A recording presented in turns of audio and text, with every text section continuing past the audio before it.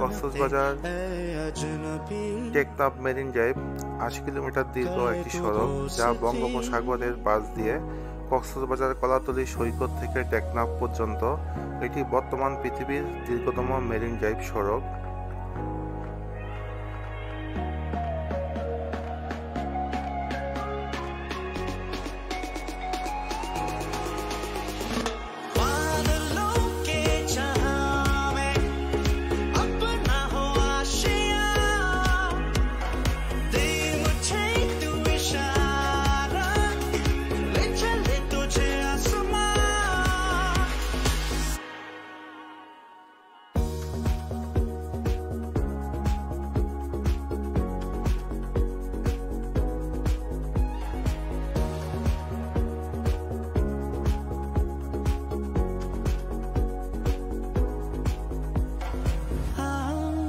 में समा जा, हम करते हैं बातें।